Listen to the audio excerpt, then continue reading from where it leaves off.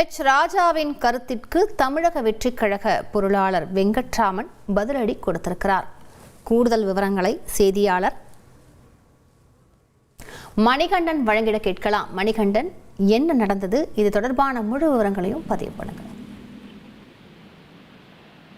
டாஸ்மாக் ஊழல் விவகாரம் தொடர்பாக விஜய் நடிகைகளின் இடுப்பை கிள்ளி அரசியல் செய்கிறார் என்று பாஜக மாநில தலைவர் அண்ணாமலை விமர்சித்திருந்த அதுக்கு பதிலடி தெரிவிக்கும் விதமாக தாவேகா பொருளாளர் வெங்கட்ராமன் தாவேகா தலைவரை தரம் தாழ்ந்து விமர்சிப்பவர்கள் யாராக இருந்தாலும் வருகிற 2026 சட்டமன்ற தேர்தலில் தன்னிலையும் தன்னிடத்தையும் இழப்பது உறுதி என்று பதிலடி கொடுத்திருந்தார். இதற்கு நேற்று செய்தியாளர்கள் சந்திப்பின் போது பாரதிய ஜனதா கட்சியின் தேசிய தலைவர் என்னங்கடா விஜய் காட்டுறீங்களா என்று ராஜா அதற்கான செய்தியாளர் சந்திப்புல பதிலளித்திருந்தார்.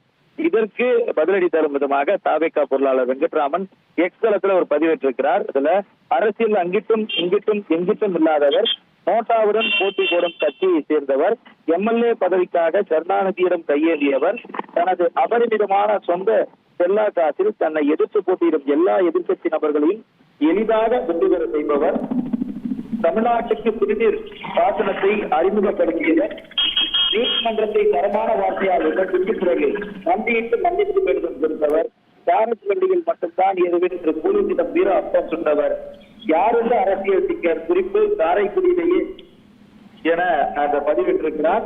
இந்த நிலையில ஏற்கனவே அவர்கள் பேசிய அந்த கருத்துக்கும் அதே போல செய்தியாளர் சந்திப்பில் ராஜா தெரிவித்த விமர்சனத்திற்கு பதிலடி தெரிவிக்கும் விதமாக இந்த பதிவை தாவேகாவுடைய பொருளாளர் வெங்கட்ராமன் எக்ஸ் தளத்தில் பதிவு செய்திருக்கிறார்.